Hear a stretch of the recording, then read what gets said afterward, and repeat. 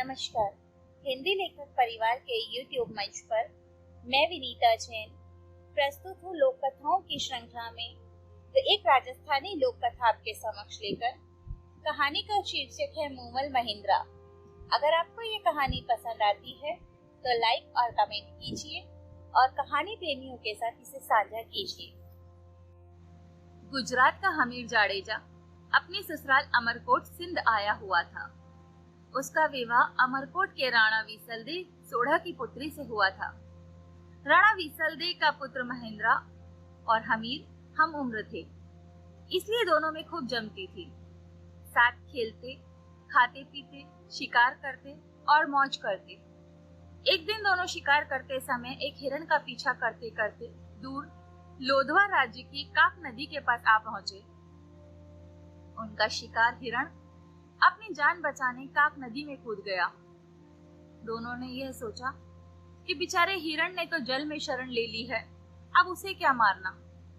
शिकार छोड़ जैसे ही दोनों ने इधर उधर नजरें दौड़ाई तो नदी के पार उन्हें एक सुंदर बगीचा और उसमें एक बनी 2 मंजिला झरोकेदार मेड़ी दिखाई दी। इस सुनसान स्थान पर ऐसा सुहावना स्थान देखकर दोनों की तबीयत प्रसन्न हो गई। अपने घोड़े नदी में उतार दोनों ने नदी पार कर बगीचे में प्रवेश किया। इस वीरानी जगह पर इतना सुंदर बाग देखकर दोनों आश्चर्यचकित थे कि अपने पड़ोस में ऐसा नखलिस्तान, क्योंकि अभी तक तो दोनों ने ऐसे नखलिस्तानों के बारे में सौदागरों से सिर्फ चर्चाएं ही सुनी थी।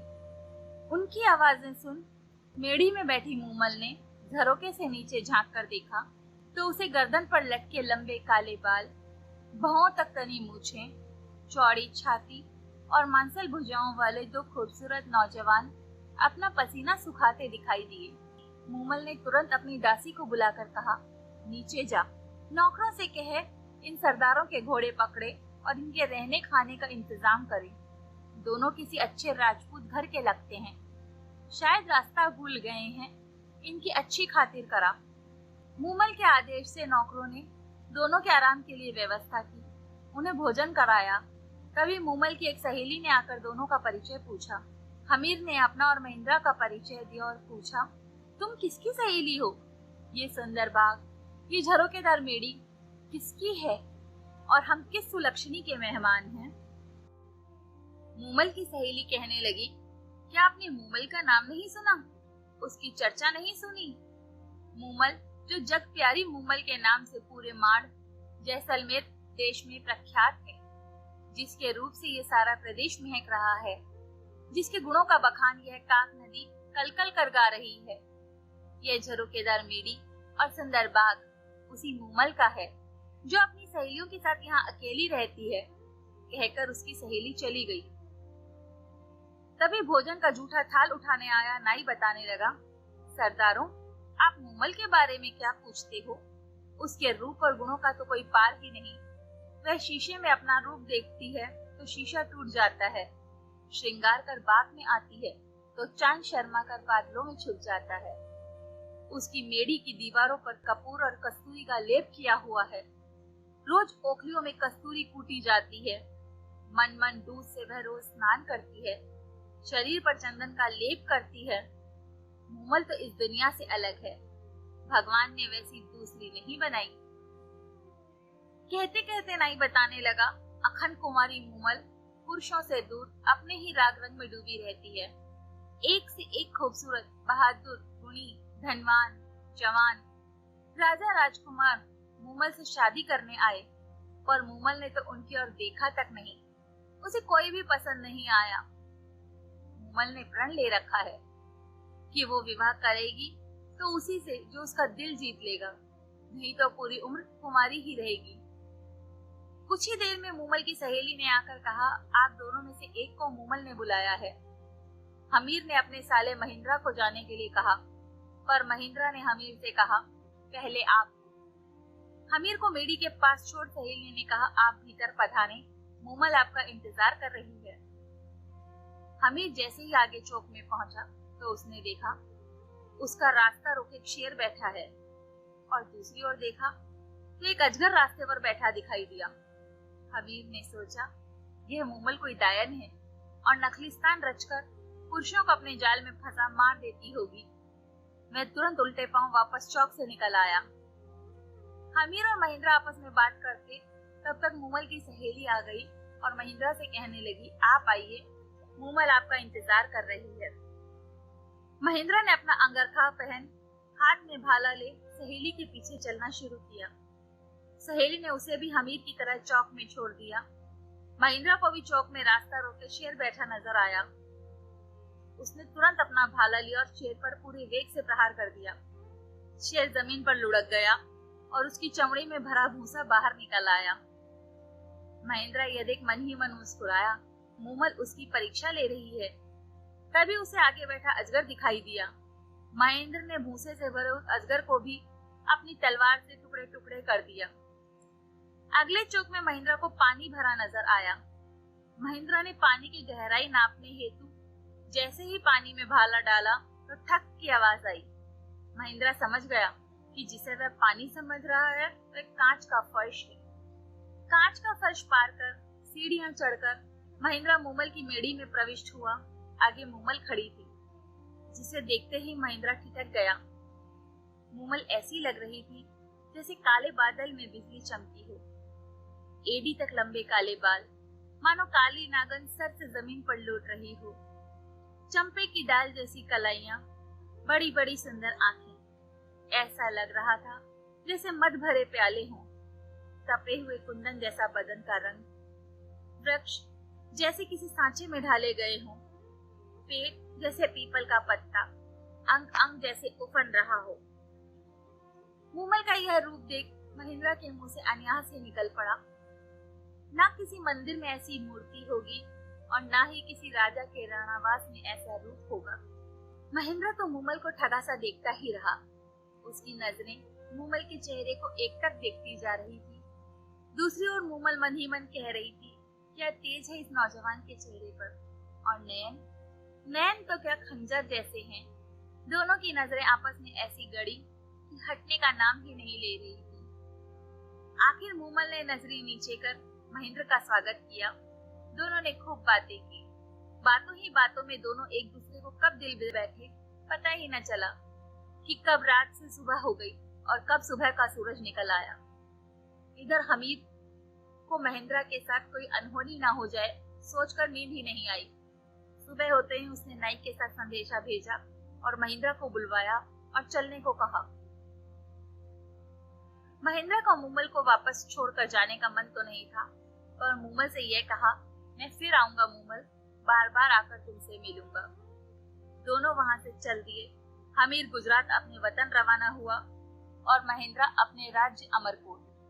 मूमल से वापस आकर मिलने का वादा महिंद्रा अमरकोट के लिए रवाना तो हो गया, पर पूरे रास्ते उसे मूमल के अलावा कुछ और दिखाई नहीं दे रहा था। वह तो सिर्फ यही गुनगुनाता चला जा रहा था, म्हारी माड़ीची मूमल, हालेनी अमराने देश, म्हारी माड़ देश की मूमल, आओ मेरे साथ अमरकोट चलो। महिंद्रा अमरकोट पहुंचा। वहां उसका दिन तो किसी तरह कट जाता, पर शाम होते ही उसे मूमल ही मूमल नजर आने लगती। मैं जितना अपने मन को समझाने की कोशिश करता, उतनी ही मूमल की यादें और बढ़ जाती। वह तो यही सोचता कि ऐसे लोध में पहुंच अपने मूमल से मिला जाए। आखिर उसे सूझा कि अपने ऊँटों के टोले में एक ऐसा ऊँट खोजा जाए जो रातों रात उसे ले जाकर सुबह होते ही वापस अमरकोट ला सके। उसने अपने ऊँट चराने वाले को बुलाकर पूछा तो रामू रायका ने बताया कि टोले में एक चीतल नाम का ऊँट है जो बहुत तेज दौड़ता है और वह उसे आसानी से रात को ले जाकर वापस सुबह होने से पहले ला सकता है। फिर क्या था, रामू रायका रोज शाम को चीतल ऊँट को सजाकर महिंद्रा के पास ले आता और महिंद्रा चीतल पर सवार हो एड लगा लोदरवा मूमल के पास पहुंचता। तीसरे पहर महिंद्रा फिर चीतल पर चढ़ता और सुबह होने से पहले अमरकोट आ पहुंचता। महिंद्रा विवाहित था, उसके 7 पत्नियां थी। मूमल के पास से वापस आने पर वह अपनी सबसे छोटी पत्नी के पास आकर सो जाता। इस तरह कोई 7-8 महीनों तक उसकी यही दिनचर्या चलती रही। इन महीनों में वह बाकी पत्नियों से तो मिला तक नहीं, इसलिए वे सभी सबसे छोटी बहू से ईर्ष्या करने लगी और एक दिन जाकर इस बात पर उन्होंने अपनी सास से शिकायत की। सास ने छोटी बहू को समझाया कि बाकी पत्नियों को भी महिंद्रा ब्याह कर लाया है उसका भी उन पर हक बनता है, इसलिए महेंद्र को उनके पास जाने से मत रोका कर। तब महेंद्र की छोटी पत्नी ने अपनी सास को बताया कि महेंद्र तो उसके पास रोज सुबह होने से पहले आता है और आते ही सो जाता है। उससे बात किए कोई 7-8 महीने हो गए हैं। वह कब कहाँ जाते हैं, कैसे जाते हैं, क्यों जाते हैं, मुझे कुछ भी मालूम नहीं। छोटी बहू की बातें सुन महेंद्र की माँ को शक हुआ और उसने यह बात अपने पति राणा विसलदेव को बताई। चतुर विसलदेव ने छोटी बहू से पूछा कि जब महेंद्र आता है तो उसमें क्या कुछ खास नजर आता है। छोटी बहू ने बताया, जब रात्रि के आखिरी पहर में महेंद्र आता है तो उसके बाल गीले होते हैं, जिसमें से पानी टपक रहा होता है।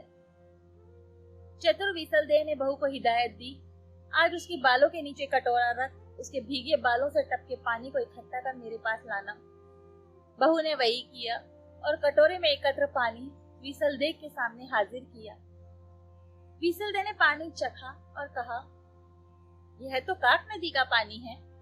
इसका मतलब महेंद्र जरूर मूमल की मेड़ी में उसके पास जाता होगा।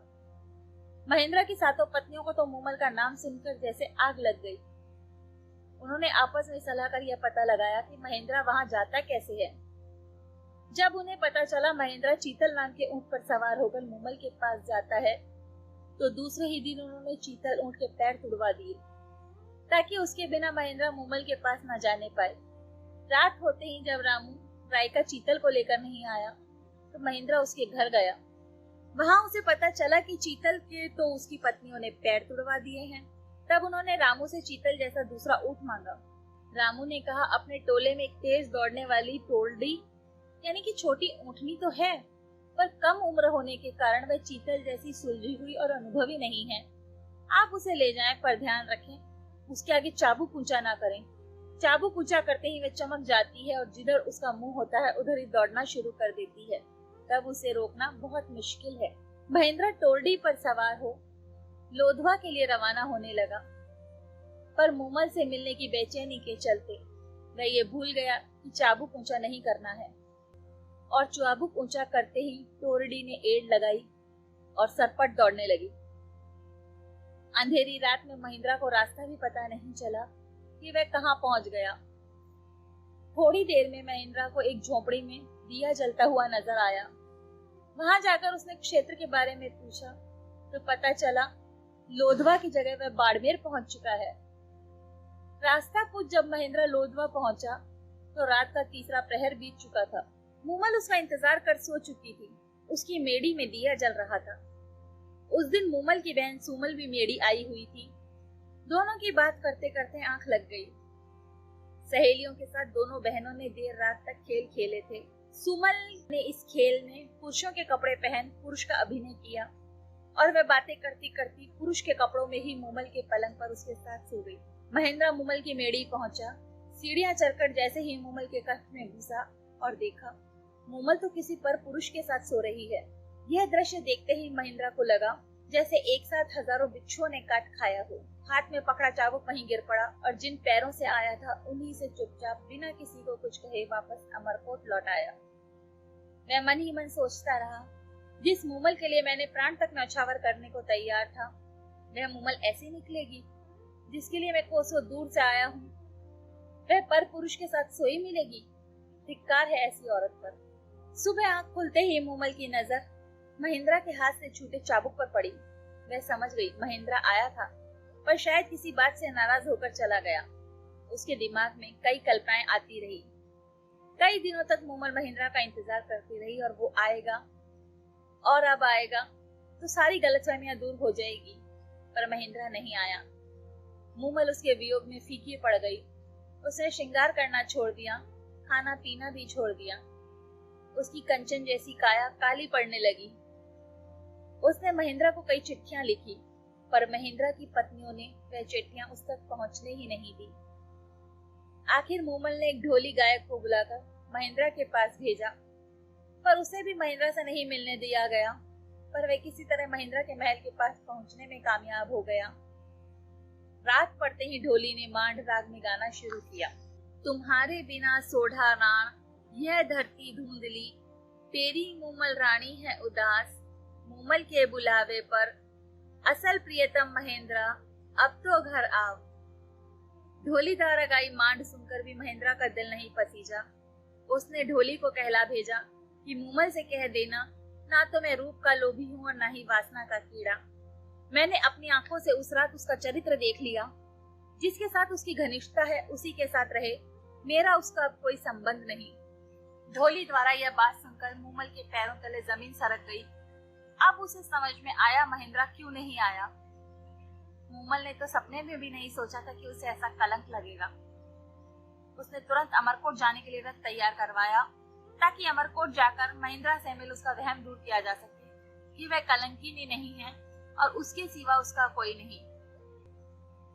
अमरकोट में मूमल के आने और मिलने का आग्रह पाकर महेंद्रा ने सोचा, शायद मूमल पवित्र है, लगता है मुझे ही कोई गलतफहमी हो गई, और उसने मूमल को संदेशा भिजवाया कि वह उससे सुबह मिलने आएगा।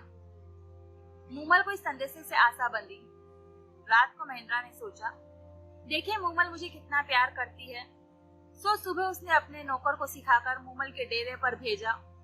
नौकर रोटता पीटता मूमल के डेरे पे पहुंचा और कहने लगा, महेंद्रा जी को रात में काले नाग ने डस लिया और उनकी मृत्यु हो गई। नौकर के मुंह से इतना सुनते ही मूमल पछाड़ खाकर धरती पर गिर पड़ी और पड़ते ही महेंद्रा के वियोग में उसके प्राण पखेरु उड़ गए। महेंद्रा को जब मूमल की मृत्यु का समाचार मिला तो वह सुनकर उसी वक्त पागल हो गया और सारी उम्र हाय म्हारी प्यारी मूमल कहता फिरता रहा। धन्यवाद। अगर आपको रचना पसंद आती है तो लाइक्स और कमेंट्स जरूर करें और शेयर कीजिए।